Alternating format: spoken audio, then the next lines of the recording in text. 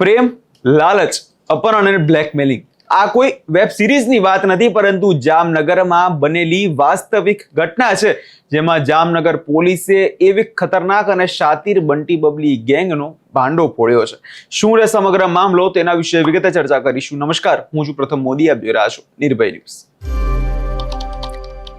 છેલ્લા ઘણા સમયથી સૌરાષ્ટ્રના યુવાનો અને વેપારીઓની ઊંઘ હરામ કરી નાખી હતી, અને તેનું કારણ આ બંટી બગલી ગેંગ. કેમ કે સોશિયલ મીડિયાના માધ્યમથી લોકોને પોતાની જાળમાં ફસાવવું અને પછી ફિલ્મી ઢબે તેમનું અપહરણ કરવું, બળજબરીપૂર્વક લાખો રૂપિયા પડાવવા, આ આખી ટોળકી હવે પોલીસના સિકંજામાં આવી ગઈ છે. વિગતે વાત કરીએ તો આ ગેંગની તો ઇન્સ્ટાગ્રામ જેવા સોશિયલ મીડિયા પ્લેટફોર્મ પર સુંદર યુવતીઓના નામે ફેક અથવા અસલી પ્રોફાઇલ બનાવી બોળા યુવાનોને ટાર્ગેટ કરતી હતી. મીઠી મીઠી વાતો કરવાની પહેલા પછી પ્રેમ જાળ ગૂંથવામાં આવતી, અને પછી જ્યારે શિકાર પૂરેપૂરો જાળમાં ફસાઈ જાય ત્યારે તેને કોઈ ચોક્કસ જગ્યાએ મળવા બોલાવવું. બસ આ જ મુલાકાતનો ભોગ બનનાર વ્યક્તિઓ માટે બરબાદીની શરૂઆત એ સમયથી ચાલુ થઈ જાય. જામનગર પોલીસે આ ગેંગ વિશે ચોક્કસ બાતમી મળી હતી, કે જેના આધારે પોલીસે ઓપરેશન હાથ ધર્યું. સ્થાનિક પોલીસની મદદથી આખી ગેંગને દબોચી લેવામાં આવી. પકડાયેલા આરોપીઓમાં પૂજા નામની એક યુવતી, યશ ઉર્ફે આર્યન રાઠોડ અને તેની સાથે કાયદાથી જેવા 2 કિશોરનો પણ આમાં સમાવેશ કરવામાં આવે છે. એટલે કુલ 5 આરોપીઓનો આખા ગેંગમાં જે છે સમાવેશ થાય છે.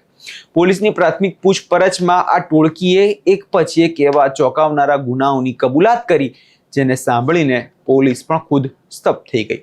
આ ગેંગનો ઇતિહાસ ગુનાખોરીથી જોવા જઈએ તો વધારે છે, કેમ કે તમને જામનગર, રાજકોટ, મોરબી, પોરબંદર સહિત આસપાસના અનેક એવા સૌરાષ્ટ્રના વિસ્તારો છે જેમાં લોકોને શિકાર બનાવ્યા છે.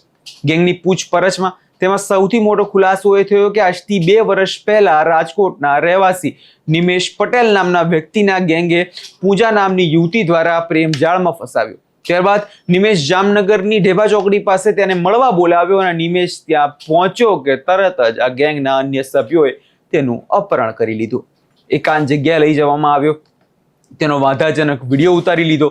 આ વિડીયો સોશિયલ મીડિયા પર વાયરલ કરવાની અને બદનામ કરવાની ધમકી આપીને આ ટોળકીએ નિમેશ પટેલ પાસે કટકે આશરે 10 લાખ રૂપિયા જેટલા રકમ પડાવી લીધી. બાતમીના ડરથી ભોગ બનનાર વ્યક્તિ ચૂપ રહ્યો, અને આ ગુનેગારોની હિંમત દિવસે ને દિવસે વધવા લાગી. પહેલા પોલીસને સાંભળી લઈએ કે આ લોકોને પકડ્યા છે તે વિશેમાં તેમનું શું કહેવું છે. જામનગરના શહેર ડિવિઝનના city C division police station વિસ્તારમાં ગત તારીખ 8/5ના રોજ એક હની ટ્રેપિંગ બાબતનું, એટલે કે અપહરણ કરી અને ત્યારબાદ બળજબરીપૂર્વક પૈસા કઢાવવા બાબતનો ગુનો દાખલ કરવામાં આવેલો હતો. આ ગુનાના તપાસ દરમિયાન સિટી સી ડિવિઝનના સર્વેલન્સ સ્ટાફ દ્વારા અગાઉ એક આરોપી મિત ઉર્ફે મિતેશ સુનિલ બારૈયાને પકડવામાં આવેલો હતો, અને બાકીના આરોપીઓ નાસ્તા ફરતા હતા. ત્યારબાદ ગઈકાલે બાકીના જે આરોપીઓ છે, જેના નામ છે યશ ઉર્ફે આર્યન નરેશ રાઠોડ અને પૂજા ડોટર ઓફ અરવિંદભાઈ પરમાર, તેમજ અન્ય 2 કાયદાના સંઘર્ષમાં આવેલા કિશોરો મળી 5 આરોપીઓને અટક કરવામાં આવેલા છે, અને ત્યારબાદ આગળની કાર્યવાહી કરવામાં આવી રહી છે. તેમજ આ લોકો દ્વારા પ્રાથમિક દ્રષ્ટિએ પૂછપરછ કરતા એવું જાણવા મળેલું છે કે અગાઉ આ જ પ્રકારના એમઓ દ્વારા અગાઉ 6 કે 7 કે તેનાથી પણ વધારે લોકો સાથે આ પ્રકારનું ચીટિંગ અને આ પ્રકારનું હની ટ્રેપિંગ એમના દ્વારા કરવામાં આવેલું છે. તો આ બાબતની તપાસ હાલ કરવામાં આવી રહી છે, અને અન્ય જે પણ ભોગ બનનારો છે તેનો સંપર્ક કરવામાં આવી રહ્યો છે, અને તેમના દ્વારા અગાઉ કોઈ જગ્યાએ પોલીસમાં ફરિયાદ આપવામાં આવેલી છે કે કેમ, તેની તપાસ કરવામાં આવશે. આ જે અગાઉ ભોગ બનનારા વ્યક્તિઓ છે તે અમુક રાજકોટ, મોરબી તેમજ જામનગરના હોવાનું પ્રાથમિક દ્રષ્ટિએ જાણવા મળ્યું છે.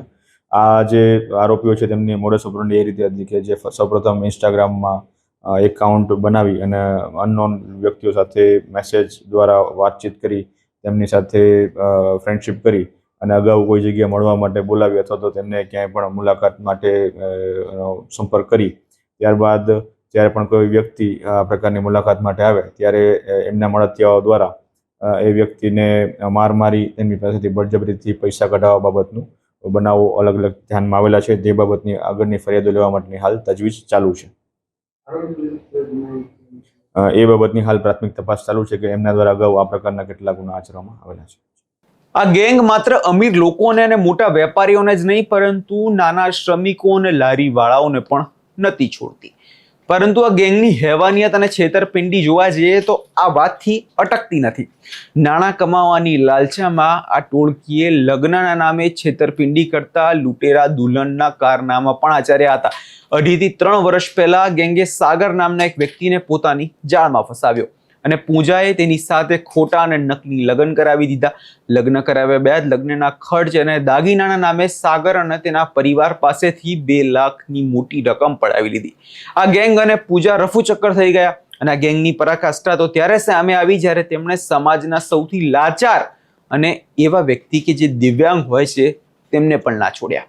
પોરબંદરના એક મૂંગા અને બહેરા એટલે કે દિવ્યાંગ વ્યક્તિને આ ગેંગે લગ્નની લાલચ આપી.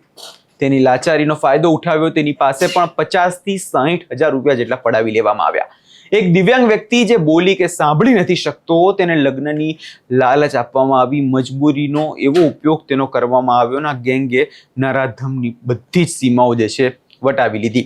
હવે આ આરોપીઓને ઝડપી તો લેવામાં આવ્યા છે. એના વિષયમાં તમારો શું અભિપ્રાય છે અમને કમેન્ટ કરી ચોક્કસથી જણાવજો અને અમારી ચેનલ નિર્ભય ન્યૂઝને લાઇક, શેર અને સબસ્ક્રાઇબ કરવાનું ભૂલશો નહીં.